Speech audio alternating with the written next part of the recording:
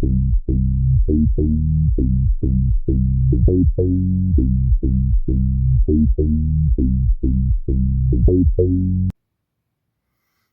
¿cómo les va? Bienvenidos a un nuevo video de historias en viñetas. En este caso, el primer video de lecturas recomendadas. A diferencia de los otros videos donde comentábamos las últimas lecturas que habíamos hecho random, en este caso elegimos 6 obras puntuales, no de lectura reciente necesariamente, que queremos recomendar fervientemente. Es lo mismo, pero con otro título, digamos. Pero el disparador de esto es El Eternauta, porque hace aproximadamente 2 meses se estrenó la adaptación que hiciera Netflix, con Ricardo Darín de protagonista, El Eternauta de casi 70 años, y gran elenco, y tuvo, bueno, muy buena recepción. Fue serie número 1 de habla hispana en el mundo durante un buen tiempo, creo que llegó a ser número 1 en general de Netflix durante un breve periodo de tiempo. Y recuerdo cuando hace unos cuantos años Netflix anunció que venía a la Argentina para adaptar al Eternauta, dentro del grupo de gente admiradora de la obra de Oesterheld y del Eternauta en particular, había voces encontradas entre algunos que estaban a favor de que se haga y otros que no, porque pensaban que podía salir muy mal. Y yo lo que pensaba para mí es que podían pasar dos cosas. La primera es que efectivamente salga muy mal, sea una mala serie, pase desapercibida y en tal caso la obra iba a quedar, la historieta original iba a quedar inalterable para nosotros, siempre disponible y con la misma calidad que siempre tuvo. Y la otra, que es la que terminó pasando, es que tengo una muy buena recepción por parte del público, tanto en Argentina como en diferentes lugares del mundo, y que parte de ese público se vuelque al material original y tenga ganas de saber de dónde se inspira la serie. Así es que actualmente las ediciones que está haciendo Editorial Planeta, Planeta de Agostini, del Eternauta, aquí en un poquito más adelante le vamos a dedicar unas palabritas, agotaron existencias. Entre abril y mayo estuvo la última feria del libro acá en Buenos Aires y también se agotó el Eternauta, la edición actual. Ediciones previas tuvieron que sacar una nueva tirada, a la que le pusieron, por supuesto, el sellito de una serie de Netflix. Y bueno, nada. Entonces, pensando en ese esa pequeña porción de público que se volcó a la historieta y que tal vez algunos de ellos tengan interés en profundizar un poco más, es que hemos seleccionado 6 obras, 3 guionizadas por Oesterheld, pero acompañados por otros dibujantes, y otras 3 dibujadas por Solano, pero acompañados por otros guionistas, como para ensanchar los márgenes y ofrecer más cosas más opciones del frondoso campo que es la historieta argentina, ¿no? Que hay muchísimo para leer y para elegir, y del pasado, del presente, y habrá en el futuro, por suerte. Bueno, como todos saben, Oesterheld comenzó como guionista trabajando para otras editoriales a mediados de los 50, en sociedad con el hermano. Funda su propia editorial, que se llamó la Editorial Frontera. Capaz que este fue su primer título, supongo yo, porque lleva el nombre de la editorial, que eran historietas de distintos géneros, de capítulos semanales o quincenales, de acuerdo, o mensuales, de acuerdo a la periodicidad que tuviera el formato, ¿no? Que este es otro, la hora cero extra, en formato vertical, también con las mismas condiciones, autores de primer nivel, muy buenos dibujantes, casi todo guionizado por él o por el hermano. De todo esto, el título más famoso fue la hora cero semanal, que es donde a partir del 4 de septiembre de 1957 se comienza a publicar el Eternauta. Esta no es la primera entrega, por supuesto. Acá es un fascículo en el que están por la batalla de River, ¿no? Sí, disculpe la mala palabra, por la batalla de River. De esto, por supuesto, no tengo nada completo, ¿no? Tengo algunos números sueltos que habré encontrado por aquí y por allá. Lo cierto es que esto se publica hasta el año 1959. Fue muy bien recibido, es una historieta que todos los lectores de la época la fueron llevando boca en boca, porque una vez terminada la publicación, no se estilaba recopilar el libro. Así que la historieta fue cayendo en el olvido, digamos, salvo en ese grupo de lectores que habían quedado muy afectados, la obra quedó en su momento. Para Oesterheld también se daba cuenta de que el Eternauta había sido muy bien recibido y había nuevos lectores que no podían conocerla. Entonces, en el año 1969, ya había fundido su editorial, la había tenido que cerrar, estaba trabajando para Atlántida, que le pide una historieta nueva para publicar dentro de la revista Gente. La revista Gente, en aquellos años, tenía cierto corte periodístico, digamos, traía noticias, muy obsecuentes con cierto sector del poder político, y cuyo público lector está en la vereda de enfrente, no está en la vereda de enfrente, está a 5 o 6 manzanas del mensaje que se puede llegar a decodificar del Eternauta. A pesar de todo esto y sabiéndolo, eh, Oestergel decide hacer una nueva versión del Eternauta para publicar en la revista Gente, y en lugar de llamar a Solano López, lo hace con Alberto Breccia, con quien había hecho otra historieta hacía muy poco tiempo llamada Mort Cinder. Así es que empiezan a contar la misma historia, pero dibujada por Breccia. Alberto Breccia, uruguayo, nacido en Uruguay, pero criado y cuya producción se hizo toda en Argentina, es un artista muy talentoso, muy prolífico, una de las figuras más importantes de la historieta nacional y mundial. Era un tipo que tenía la característica de no quedarse nunca en ninguna zona de confort. Una vez que llegaba a un lugar donde estaba cómodo y donde lo manejaba de taquito, se iba para otro lado y expandía sus horizontes, digamos, ¿no? Una persona inquieta, de mucha experimentación, tanto en lo que podía poner en página como con los elementos con los que podía trabajar. Y declaró en algún momento que en la época en que estaba realizando esta historieta, estaba en un periodo de profunda experimentación que pudo haber ayudado a que la gente se aleje, se ahuyente, se espante por cierta extrañeza que él ponía en página, digamos, ¿no? Eso sumado a que el Eternauta, yo supongo, no era del gusto de la gente de esta revista, de la revista Gente, hizo que se empiecen a quejar y manden cartas a la editorial, por lo que la editorial le dijo a Oestergel, la historieta se cancela. El guionista pidió un par de entregas más, un par de capítulos más, para dar cierre a la historieta. Así fue que, miren, esta viñeta de acá abajo estuvo hecha mural en una estación del subte de la línea B, creo yo, durante mucho tiempo, no sé si seguirá estando. Bueno, lo cierto es que se la cancelan, él pide un par de hojas más, un par de capítulos más, y de forma precipitada le da un cierre. Sobre las últimas páginas hay mucho bloque de texto que cuentan todo lo que pasó, y así de manera abrupta, precipitada, presurosa, le dan cierre, miren, casi más texto que dibujo, para contar en pocas páginas lo que en la otra obra se contó en 150. Y le da un final. Chao. Bueno, por supuesto no tuvo tan buena recepción, no por el público de la revista donde se publicó originalmente, ni tampoco posteriormente, porque no tuvo el mismo impacto por este cierre precipitado que tuvo que tener.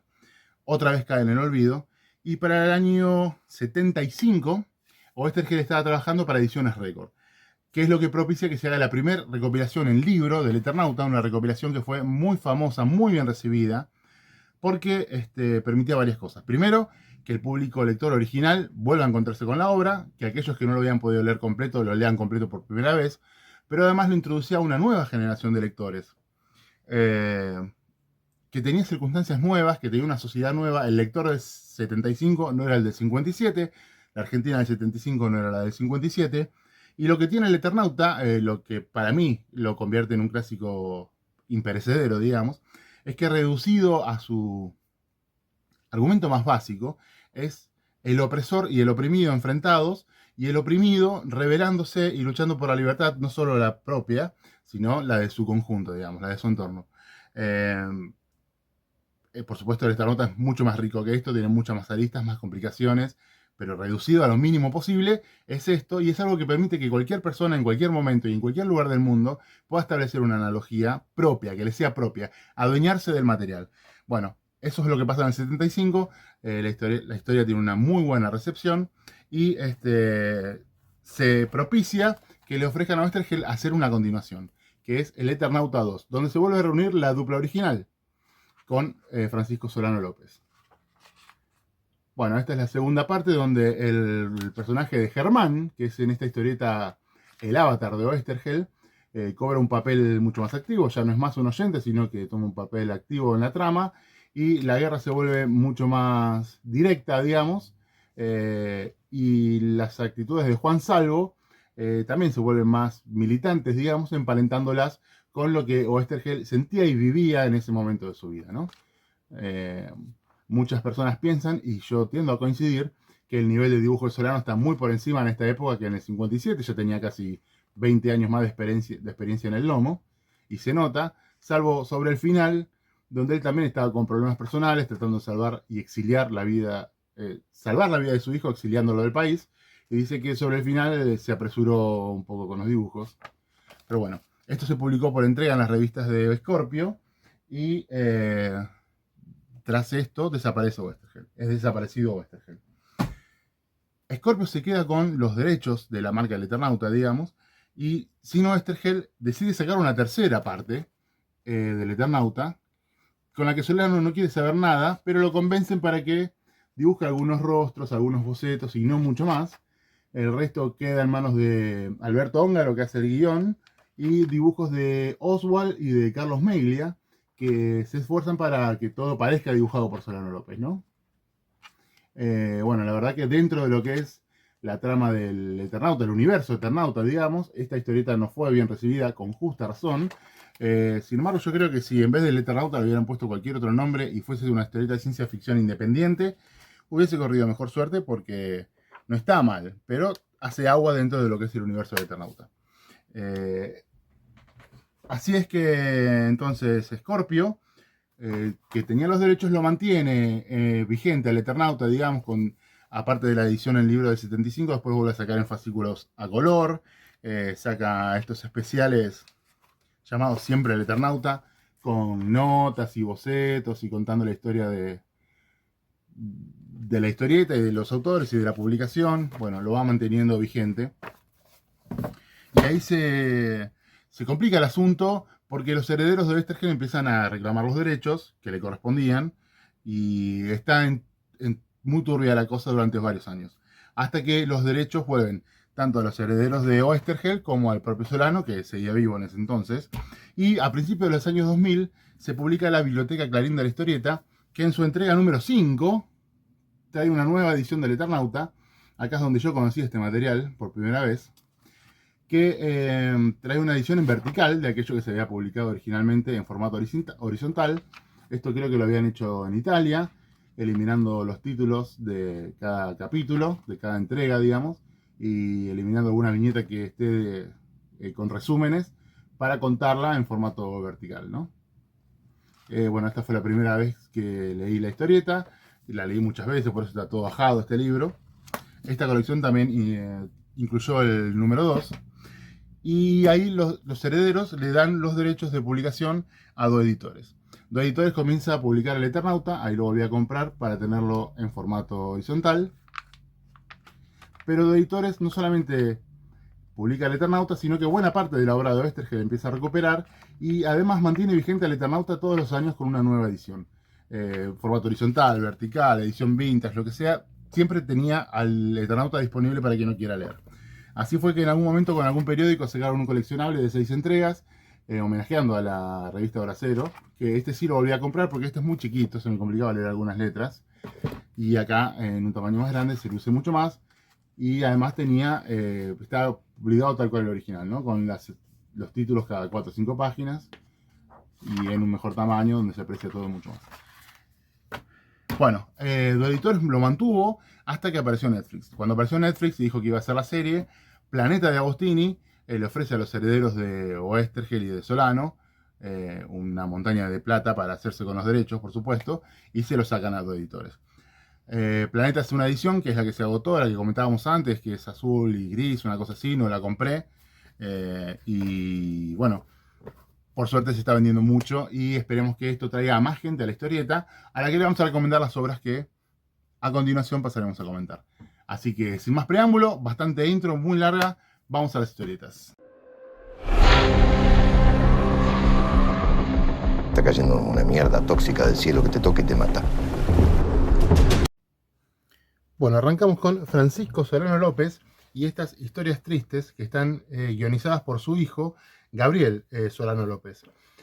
Gabriel era también un militante activo como lo había sido Oesterheld y su familia, y tras los hechos que pasó con la familia Oesterheld, Francisco temía por la vida de su hijo, por lo que, según cuenta la historia, lo fuerza a exiliarse. Se van ambos a España para que su hijo no sea uno más de los 30.000 desaparecidos que se cobró la última dictadura militar.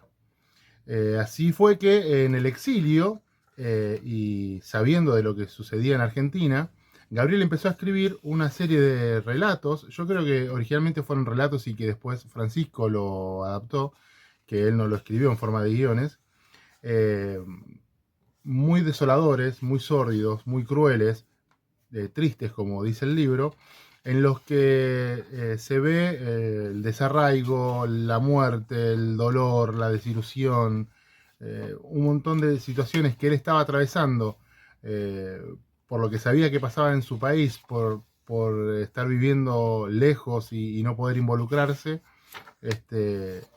que son realmente desoladoras. No hay atisbo de esperanza en ninguna de estas historias. Son golpes muy bajos. Alguna que otra puede llegar a tener alguna suerte de elemento fantástico. Bien dibujadas por Solano, están en un muy buen nivel. Acá hay una historia en la que la hace toda como abocetada. Una historieta que se llama Cuento para nunca dibujarlo. Evidentemente lo escribió en forma de cuento. Y tal vez jugando con el título es que Solano lo hace como a medio acabar, ¿no? Como abocetado, insinuando qué es lo que quiere contar. Es un muy buen trabajo de Solano, a mí me gusta mucho. A mí las historias con un final triste o doloroso, o donde las emociones humanas están en juego y la desilusión queda expuesta, suelen tocarme de cerca y suelen gustarme bastante. Así que a mí el libro me gustó. Pero ya digo, es muy, muy, muy doloroso. Son un golpe bajo tras otro. Situaciones donde toda esperanza está perdida. Y se complementa con una historia breve que se llama El Regreso, que habla sobre el fin del universo y la teoría del universo cíclico, de que una vez que todo termina, todo vuelve a empezar. Así que, bueno, nada, esto se publicó en Argentina en el año 2006, me parece. Sí, en el 2006. Evidentemente no le habrá ido muy bien porque se conseguía en saldo. Incluso ahora si lo buscan por las plataformas de venta, sigue estando disponible a precios accesibles. Se publicó a la vez que otra historia de la misma dupla, Gabriel y Francisco Solano López, que se llama Ana. Y bueno, nada, está muy, muy bien dibujado por Francisco, a mí me gustó mucho. Y ya digo, es para gente que pueda resistir historias tristes. Hola. ¿Se largó ya o está relampaqueando? Va a llover, verga. Yo sabes que dejé el paraguas arriba de la repija. Bueno, nos vamos para el otro lado, ahora de la vereda de Héctor Germano Estergel, para revisitar Mortcinder, una obra que hizo junto a Alberto Breccia, con quien anteriormente mencionamos apenas a la reversión del Eternauta del 69. Esta se hizo un par de años antes, se comenzó a publicar en el año 1962, una época muy oscura para los dos creadores. Oestergel había tenido que cerrar su editorial, Frontera, y bueno, estaba con muchos apremios económicos. Breccia igual, tenía premios económicos, tenía a su mujer enferma, muchos gastos en medicación. Estaban con un presente turbulento ambos, bastante oscuro. Comienzan a trabajar en la revista Mysterix, que por esos años la publicaba la editorial Yago, y empiezan a hacer Mortcinder, que es la historia de un anticuario, que es este señor que se llama Ezra Miller.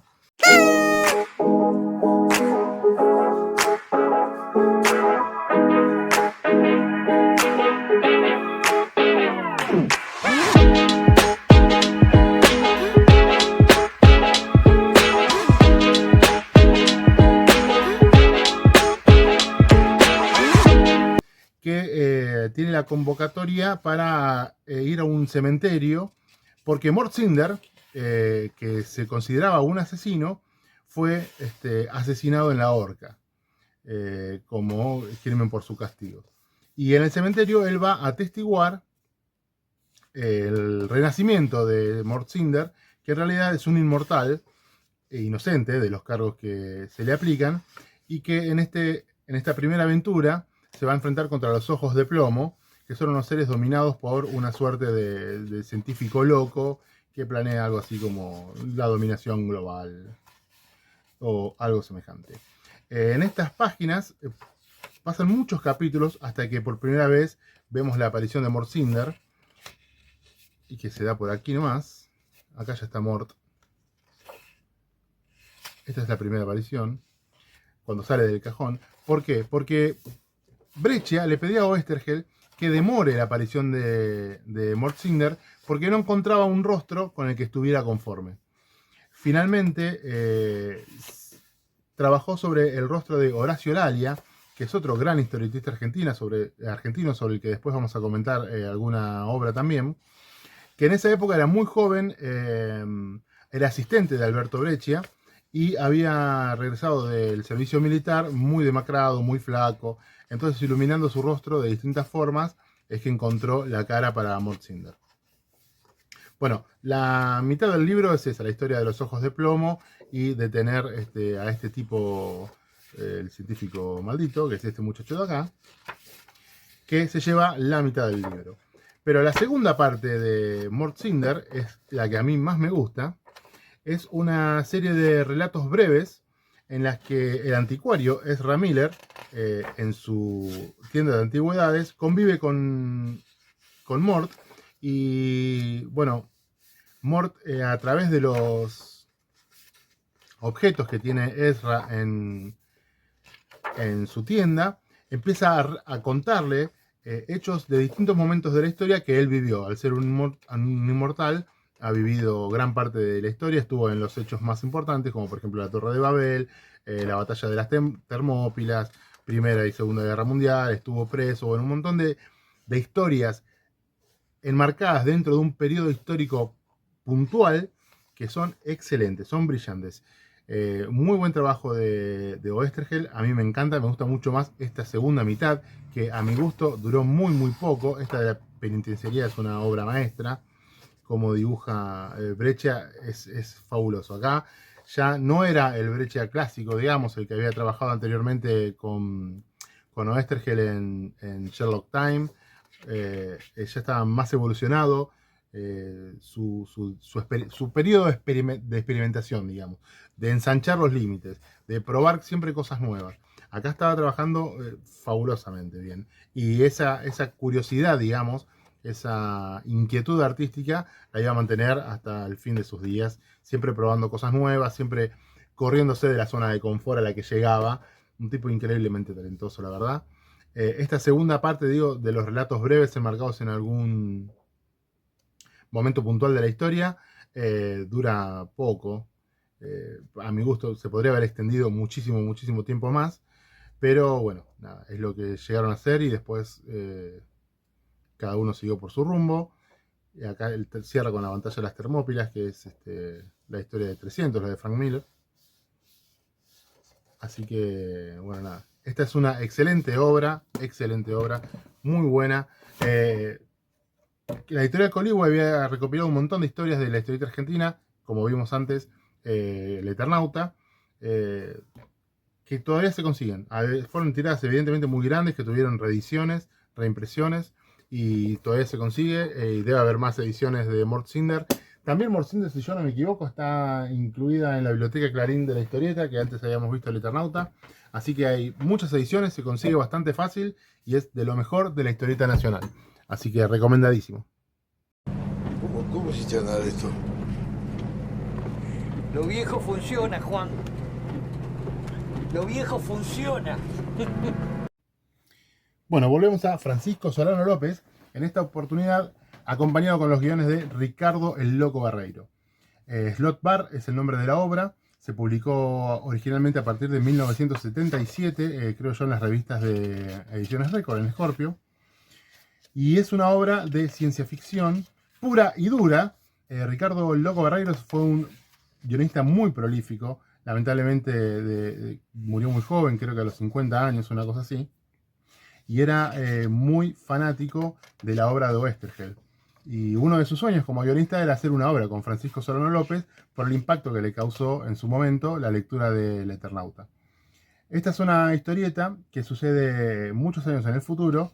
Al arranque te hace una cronología de cómo avanzó la humanidad desde el año 2000 hasta el año 2602, en la que la humanidad se expande hacia el cosmos, crea un nuevo gobierno galáctico, digamos, con planetas centrales que concentran todo el poder y un montón de planetas periféricos que son mano de obra. Algunos producen materia prima, otros la manufacturan, pero no pueden progresar porque no tienen transporte. Es el gobierno central el que monopoliza el transporte, entonces recoge materia prima de unos planetas, lo entrega a otros para que la manufacturen, y ellos están condenados a aceptar los precios que pone el gobierno central. Así que hay un montón de planetas que están condenados a la pobreza, digamos, y a trabajar siempre de lo mismo, y todas las riquezas las concentra el gobierno central en los planetas centrales. Slotbar es uno de los empleados de los planetas periféricos, un hombre de escasa capacidad intelectual, con poca formación, pocos conocimientos, muy poco lúcido, que queda varado tras un accidente en un carguero en el espacio profundo, y de casualidad un extraterrestre, un pequeño ser muy minúsculo, que huía de la destrucción de su planeta, se aloja en el cerebro de Slotbar. Este es un ser simbiótico llamado Lim, que tiene la facultad de adherirse al cerebro, a la base del cerebro de su huésped, y en casos de situaciones extremas, potenciarlo. O sea, darle mayor lucidez, mayor inteligencia, mayor capacidad intelectual. Mejoraba a su huésped cuando estaba en una situación de riesgo. Así es que tras la primera unión entre Slotbar y Lim, que es el nombre, no sé si lo dije recién, del extraterrestre, logran salvarse. La mejora que hace Lim en su huésped es en situaciones de extremo peligro. Pero en el resto del tiempo ellos pueden comunicarse mentalmente el uno con el otro. Sin embargo, a pesar de esto, Slotbar tiene que seguir con su vida. Entonces acepta distintos trabajos de cualquier forma. Pero por estos trabajos, o gracias a estos trabajos, se ve metido en un montón de aventuras, en situaciones de las que logra zafar gracias a la ayuda de Lim, que en el momento adecuado se activa y lo libera, en este caso, de una mujer vampiro. Así fue que, aceptando cualquier trabajo, se anota como soldado para frenar la rebelión en uno de los planetas externos donde se había organizado un grupo de guerrilleros buscando su libertad, económica principalmente, y él empieza a sospechar. Cuando llega a ese planeta con el grupo confederado, digamos, con el ejército confederado, se aparta, se acerca a los rebeldes y empieza a preguntar qué es lo que sucede, y ellos le dicen en la situación en la que viven, cómo esto está propiciado por la monopolización que hace el gobierno central, y él se cambia de bando y se pasa a los rebeldes. Derrotan al gobierno que quería, al ejército que quería frenarlos a ellos, y se une a los rebeldes. Le piden entonces, si no partía en una misión, a buscar un libro que contenía cierta información que los ayudaría a avanzar en derrocar el gobierno central. Slotbar acepta, parte en búsqueda de ese libro, viviendo un montón de aventuras en el camino. Llega a un planeta donde lo encuentra. Cuando saca el libro de su reclusión, digamos, los factores climáticos, los agentes externos, lo desintegran en el momento. Pero de todas formas, él consigue cierta información con la que emprende el camino de regreso hacia el planeta de los rebeldes. En el camino también va a tener muchos problemas, muchas aventuras, hasta que llega a un planeta gobernado completamente por mujeres, y lo apresan para utilizarlo en los Juegos, que es un evento anual que tiene el planeta de mujeres, en el que, en una suerte de coliseo, liberan un montón de hombres a enfrentarse entre ellos y luchar por su vida, en la que generalmente son todos masacrados. Por supuesto, Slotbar supera esta situación, logra vencer al reinado de las mujeres, digamos, y partir en búsqueda del regreso al planeta de los rebeldes.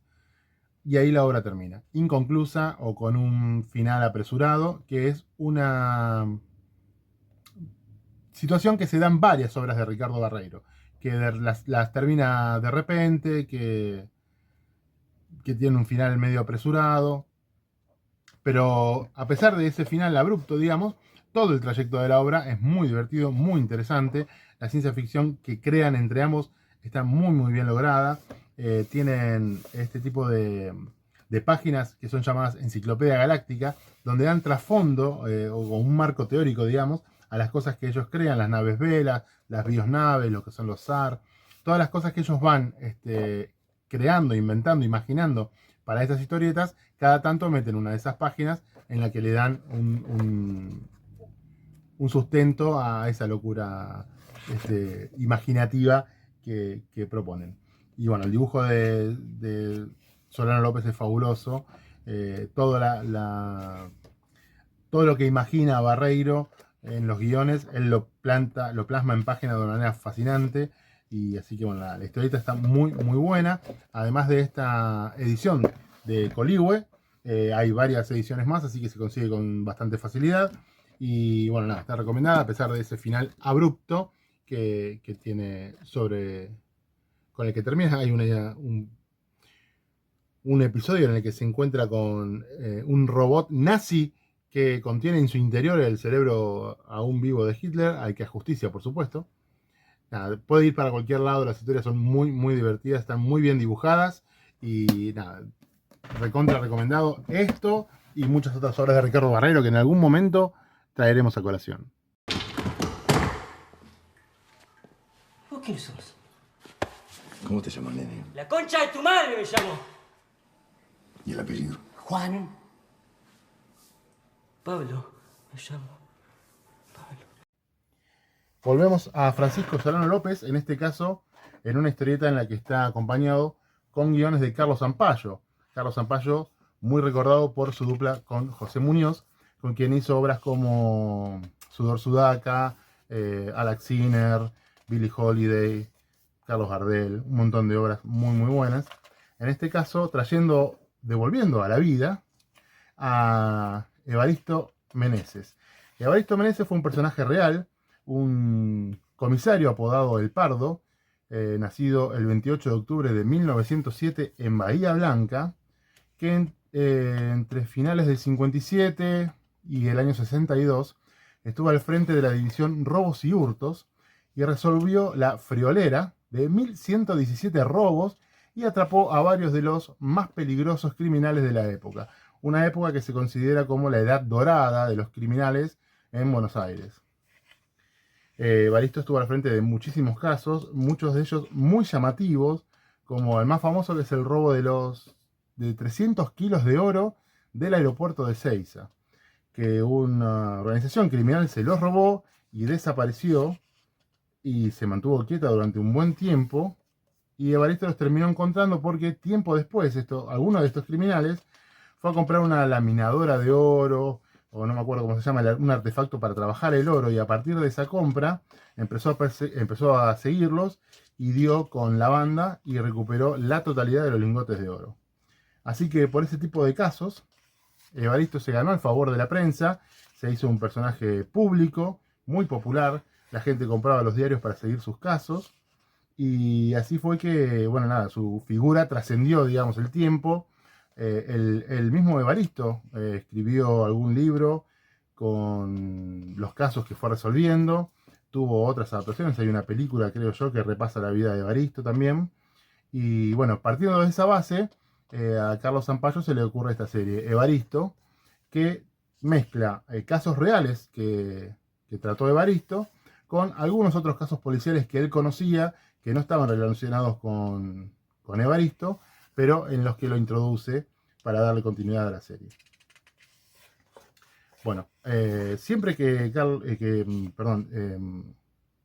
Solano López trabaja con la ciudad de Buenos Aires como escenario, como fondo, siempre la recrea de memoria. Él lo ha dicho tanto en El Eternauta como acá o en alguna otra obra, que no usaba registros fotográficos, que no recorría las zonas, que no hacía un ejercicio visual más que el de utilizar su memoria para recrear los lugares que él ya conocía. Es uno de los muchísimos talentos, evidentemente, que tenía Solano López, porque las reconstrucciones que hace son muy precisas. En algunos momentos hasta parecen, la verdad, que está fotografiada la ciudad, y todo lo hacía de memoria. Era un verdadero dotado para eso, entre otras cosas también. para recrear cualquier tipo de paisaje. Acá un barrio carenciado. La denominan Villa Miseria en la historieta, era como se la conocía en esos años tal vez. Bueno, nada, un montón de historias ambientadas en los finales de los 50, con la figura de Evaristo Meneses, a quien Carlos Zampayo fue a conocer, porque una vez retirado de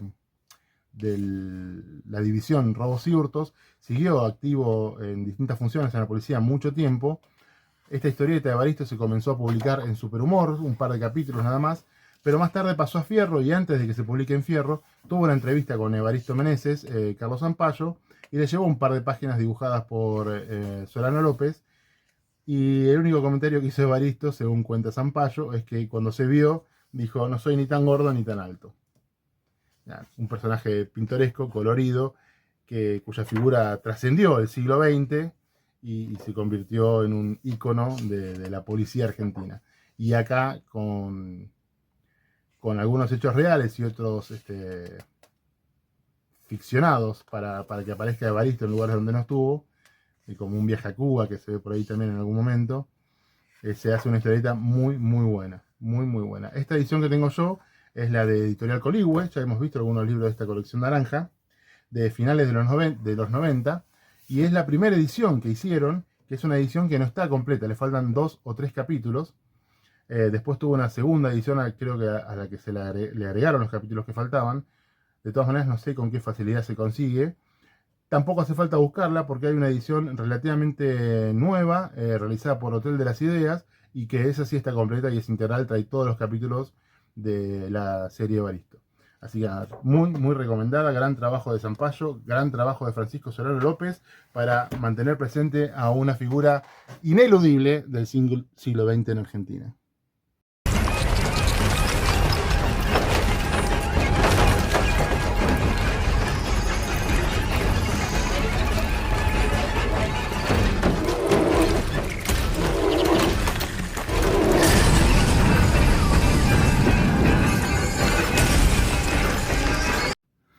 Volvemos con Oesterheld para meternos en Necrodamus.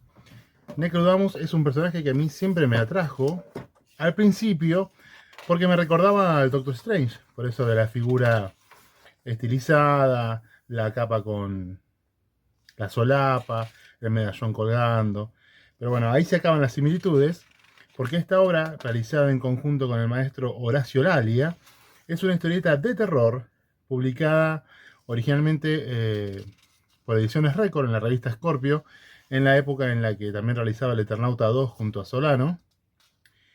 Y Necrodamus es un demonio putrefacto que está en una cripta en el cementerio en el que Gore, que es este deforme, que es también otro demonio, trabaja como enterrador.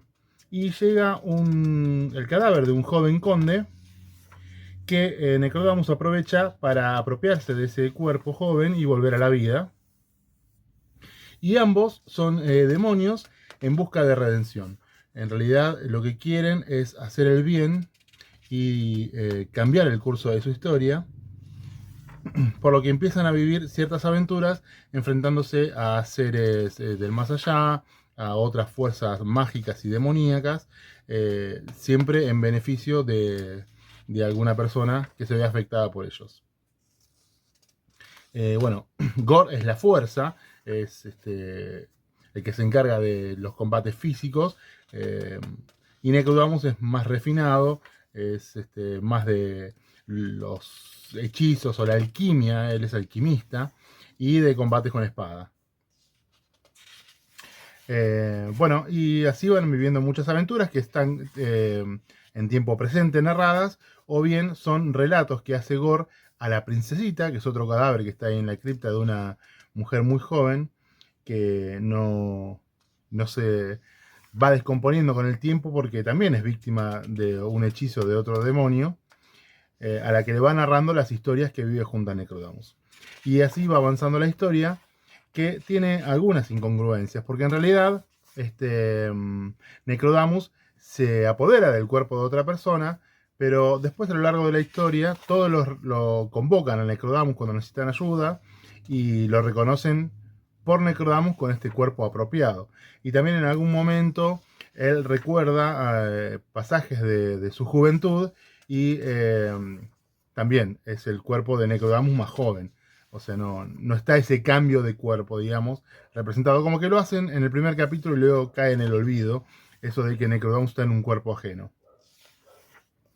Bueno, la historia transcurre en Italia, en una época un poco indefinida, que se podría ubicar entre la Edad Media y el Renacimiento, por ahí, todavía con mucho castillo, soldado armado, duelos a espada, aparecían las primeras armas de fuego, y la reconstrucción de época que hace Horacio Lalia es realmente extraordinaria, tanto en la arquitectura de los lugares, las decoraciones, como en los vestuarios, es fabulosa. Después tiene la atmósfera de terror que crea, la opresión, la oscuridad, cómo maneja los claroscuros, son realmente fabulosos, increíbles. Horacio Lalia, cuando hace esta historieta, era muy joven todavía, y si bien ya hacía algún tiempo que venía trabajando para la Scorpio, para las ediciones Record, nunca le había tocado un personaje fijo, siempre hacía historias unitarias. Necrodamus es el primer personaje que le dan, digamos, que le otorgan, y con lo que le garantizaba una aparición regular en las revistas. Entonces le pone, la verdad, todo el empeño, se nota muchísimo las ganas que tiene en el trabajo. Bueno, las puestas y páginas son fabulosas, se utiliza mucho viñetas redondas, que las hace funcionar perfecto en el contexto de la totalidad de la página. Juega con las formas de las viñetas, y siempre es muy claro por dónde hay que ir para leer, ¿ves? Acá está una viñeta redonda, por ejemplo, y juega con las formas. Está muy bueno el trabajo que hace. Utiliza mucho en esta época tramas mecánicas que también las hace funcionar de manera perfecta. Es un laburo redondo el que hace acá Horacio Lalia.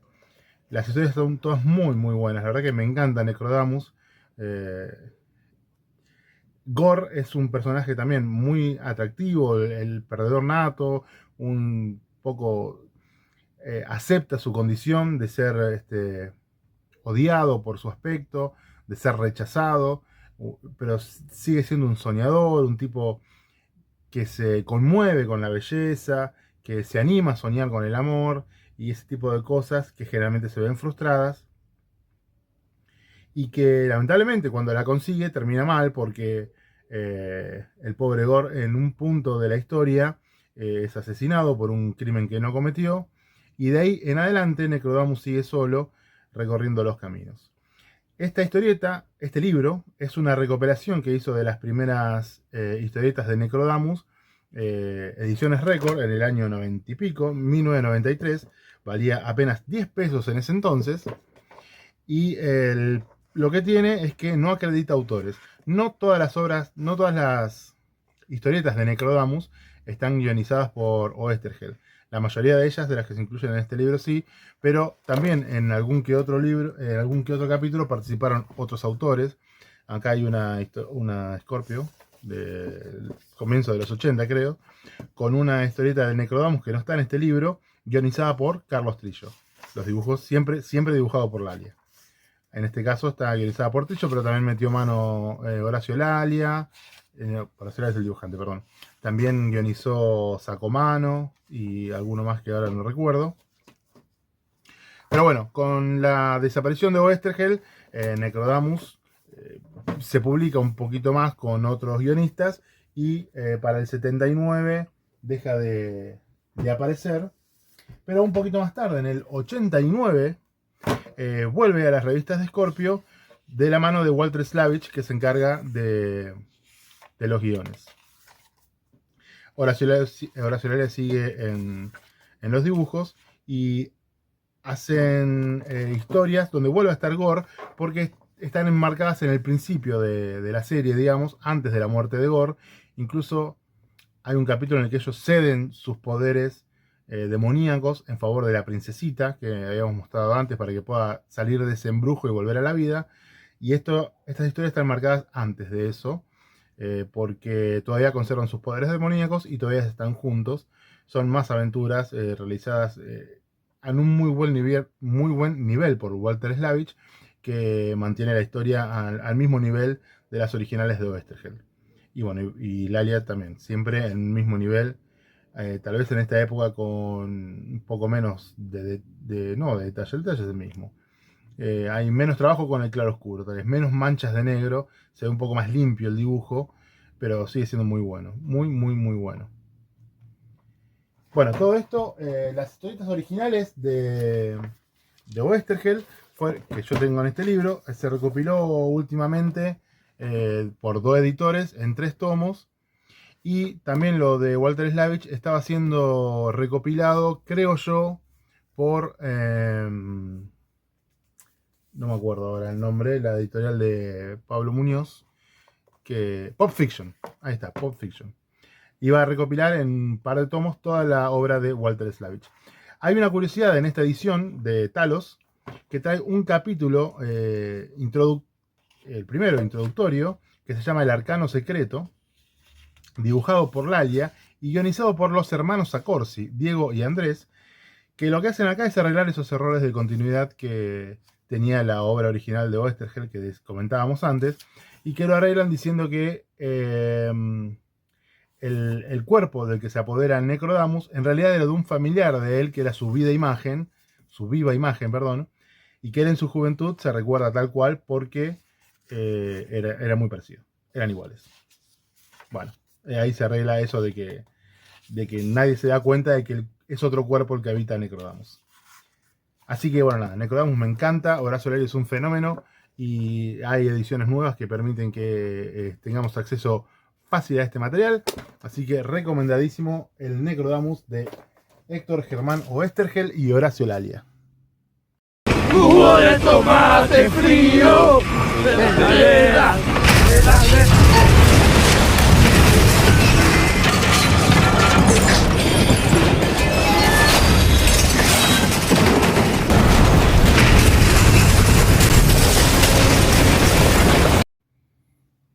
Bueno, cerramos entonces con Ernie Pike, creado por Héctor Germán Oesterheld y con dibujos de Hugo Pratt, que está inspirado, así como Evaristo, en Ernie Pyle.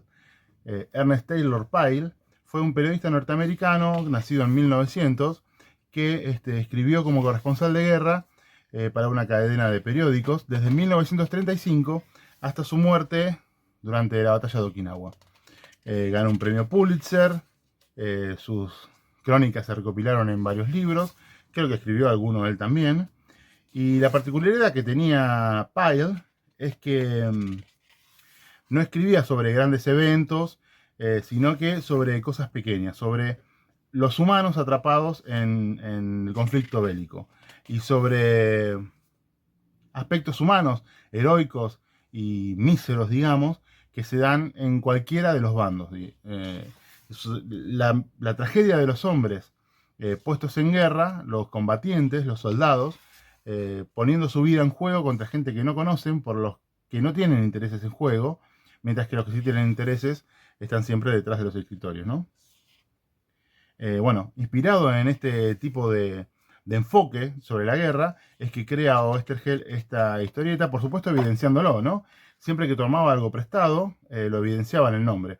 Ernie Pyle, Ernie Pike, le cambia solamente una letra, así como Necrodamus referenciaba a Nostradamus, o Gore a Igor.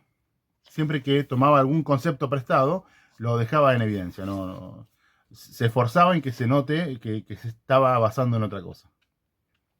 Y bueno, es eso, Ernie Pike es un cronista que en muchas de las historietas es un mero relator, en otras ni siquiera aparece y se cuenta un conflicto bélico, en el que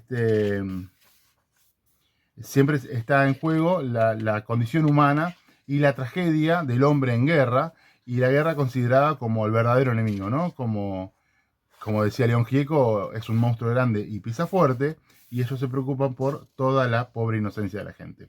Lo que contaba, lo que cuenta la leyenda, es que Hugo Pratt no estaba conforme con ninguno de los rostros que le abocetaba a Ernie Pike, y para resolver el asunto, Oesterheld le dijo, ponele mi cara. Así fue que Ernie Pike terminó con el rostro de Oesterheld y se inmortalizó en las historietas. Hugo Pratt es un dibujante italiano que había venido para Argentina y empezó a trabajar con Oesterheld en las revistas de Editorial Frontera, en esta y en otras muchas obras, como Ticonderoga o Sargento Kirk. Y es un gran dibujante, es un enorme dibujante. La verdad, viendo estas páginas, ves cómo muchos otros artistas se inspiraron, aprendieron de los trazos de Pratt. Ves algunas cosas que después las viste en Miller o en Fontana Rosa o en, no sé, Mazzucchelli. Como que es una escuela de la que muchos, una fuente de la que muchos brevaron. Así que es increíble.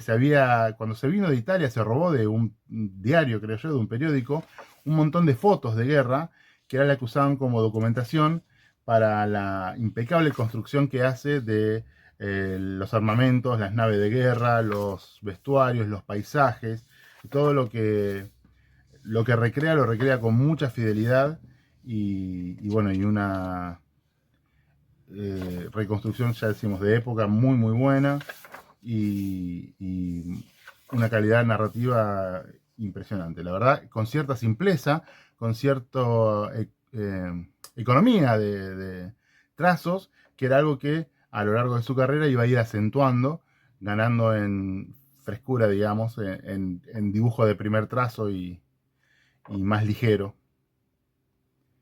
Pero bueno, un dibujante increíble. Increíble, la verdad. Bueno, y las historietas son eso que comentábamos. Hay algunas que están, por ejemplo, una que me llamó mucho la atención, es una que se llama Bismarck, que es esta que está acá, que te presenta a 3 soldados que se van a despedir de sus novias, que son 3 hermanas, porque van a embarcar en la Bismarck y les dicen, bueno, prometen casamiento para el regreso.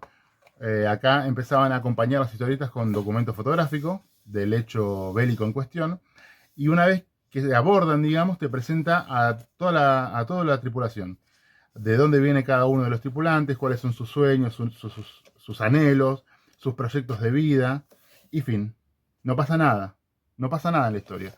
Entonces me puse a buscar, tal vez es algo muy conocido y yo era un terrible ignorante, que es muy probable, pero el Bismarck fue una embarcación que en su primer misión es hundida y todos mueren. O sea que acá lo que te está contando es la previa a una historia que te la completa la historia misma, digamos, ¿no? Está muy, muy bueno, muy buenas historias. En algún momento, esto que hace Pratt, las explosiones, los cuerpos muriendo por el fuego, tienen una fuerza que hacen que a uno mismo le arda la piel, digamos. Todo me gusta, pero este tipo de viñetas que hace Pratt me quedaron grabadas desde siempre. Está muy muy bueno. Acá, cuando yo dije antes que íbamos a hablar un poquito de Planeta, quiero hablar de esta edición, puntualmente, que la hizo Planeta Comic. Cuando Pratt se va para Italia, se lleva los originales de Ernie Pike y lo publica en Europa y en Francia como una obra integral de Hugo Pratt. No lo menciona a Oesterheld. Algo que a Oesterheld le molestó mucho, ¿no? Desde ya. En algún momento se recopiló en 5 tomos, como en esta edición, hace menos tiempo, ¿no? En un periodo más actual, se republicó en 5 tomos, donde sí lo acreditaron a Oesterheld. Y esa edición en italiano la tomó Norma de España y la tradujo. O sea que en la edición en español de Norma tenés la mano de 2 traductores, el que lo llevó de español a italiano y el que lo devolvió de italiano a español.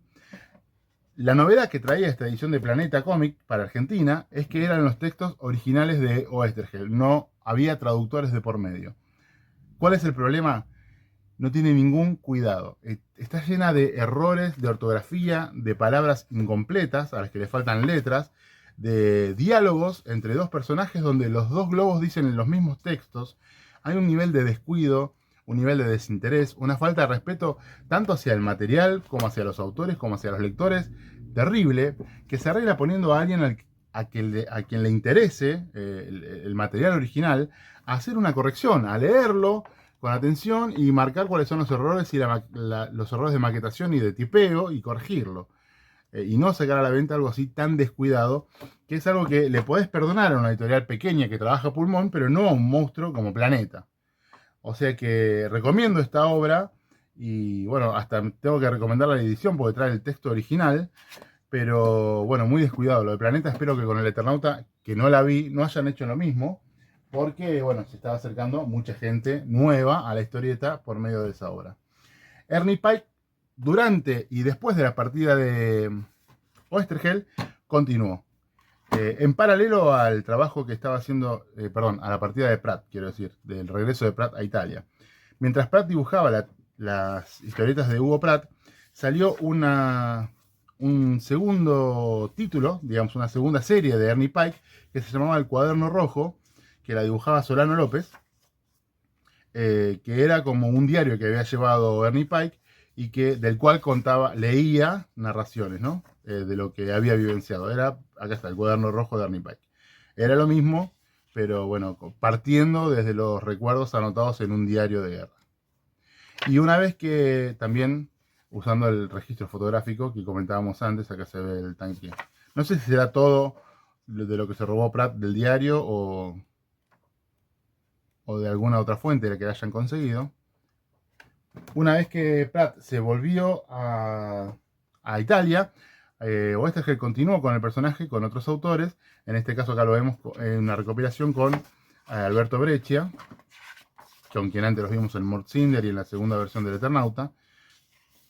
También historias que tienen el mismo perfil, digamos, de mostrar la tragedia de la guerra de las que veíamos con Oesterheld.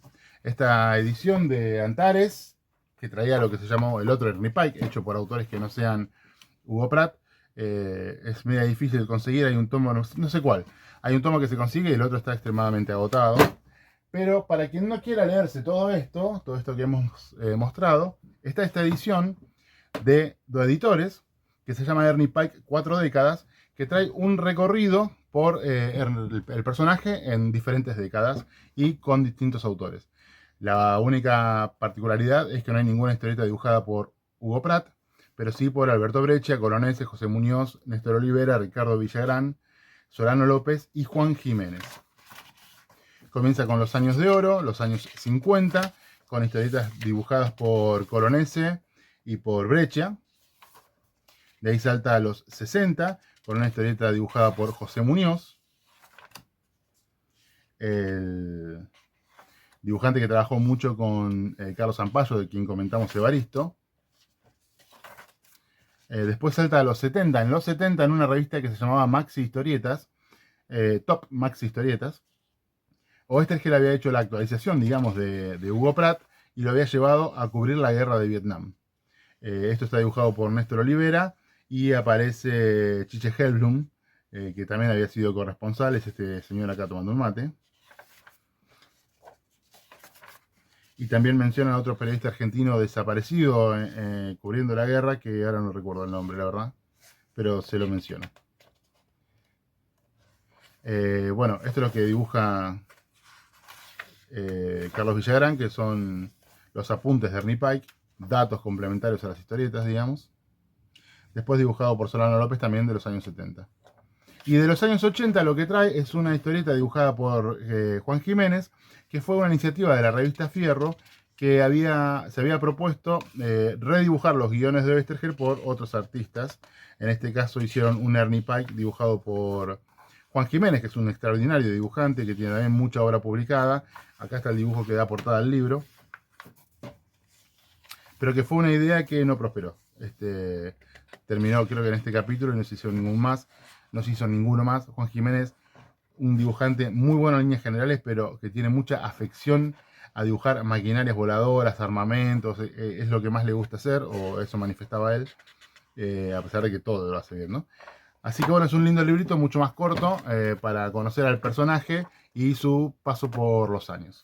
Así que con Ernie Pike nos damos por satisfechos, cerramos aquí este video y esperemos que les haya gustado. Aprovechamos para mandarle un saludo a mi hermana Joy y a mi amigo Ted Cord, que son los primeros, tal vez acaso los únicos que ven estos videos y siempre me dan una devolución. Y bueno, y también de paso un saludo a mi hijo Milo y a mi señora Maru, que jamás se van a enterar porque nunca ven estos videos. Hasta la próxima, señores. Muchas gracias.